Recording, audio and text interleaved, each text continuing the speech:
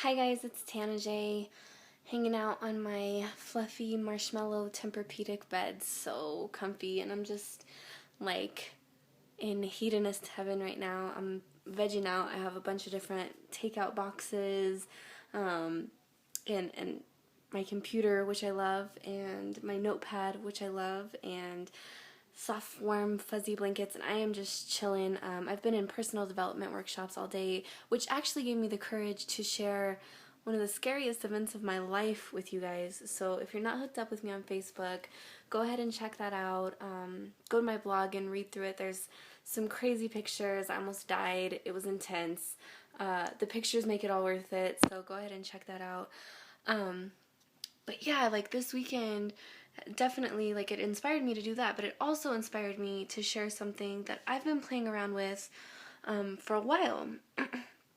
And it was originally inspired by a conversation that I had with my little brother. I don't talk about politics much. It's not my thing, but it's definitely, my little brother is very politically oriented, and he's very well educated in that area. And he's a super smart little asshole, and so I love to just debate with him and discuss different things, and he really, really knows his shit. So, a couple months back, I was hanging out with him, and, we were sitting there and we were talking about, like, Zeitgeist and Occupy and the ultra wealthy in the world and the Rothschilds and Illuminati and all this shit, right? And he was like, well, it's all irrelevant. I'm like, what do you mean? And he's like, well, as people in the first world with the opportunity to advance rapidly, if you don't agree with something, like, it's your responsibility to change it. So take personal responsibility to change it. Marianne Williamson. And I'm like, well, what about Marianne Williamson? She wrote A Return to Love. Super powerful author. I'm sure you've heard some of her stuff. It's not our darkness that scares us, it's our light. If you haven't heard of her, like, check her out. She's dope. And I'm like, well, what about her? And he's like, well, she's running for Congress. I'm like, really? Like, that's crazy. And, it just opened my eyes to this whole other world of personal responsibility. I think we've seen from the 60s and 70s that, you can shake a stick and tell people what to do with their resources,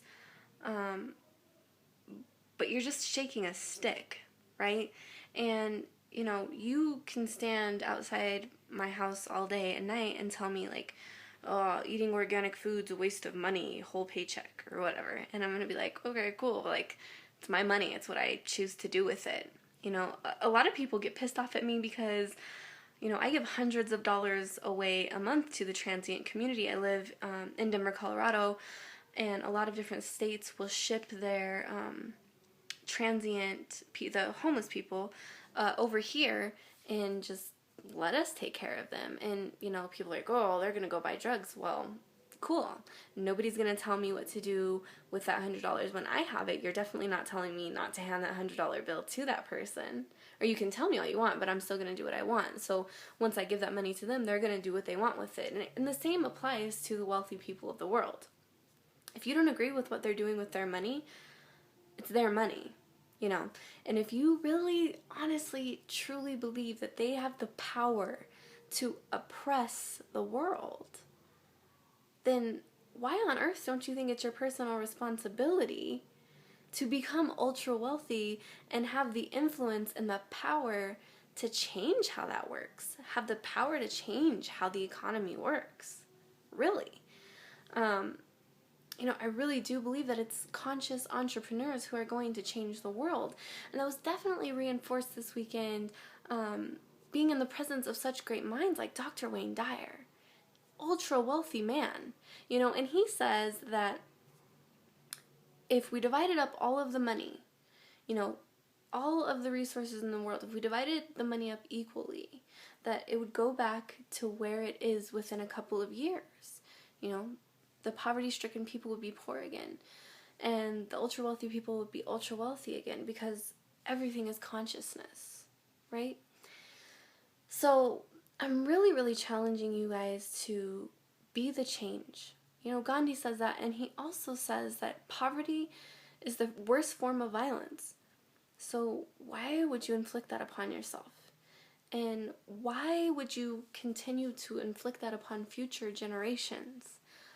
If you believe that the economy should be ran differently, position yourself in a place of influence.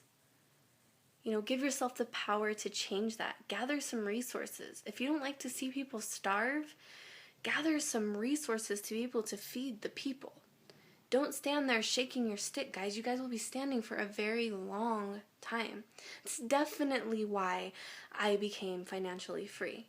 It's definitely why I'm with Empower Network, so that I can empower others with the tools to be able to gather the resources, to be able to change the world. But you have to be willing to be the change. You can't just shake a stick. It doesn't work. So I love you guys. I know that I'm definitely going to get some feedback on this video, so comment. Let me know what you think. Hook up with me on Facebook if you're not already there, and check out my blog. Love you guys.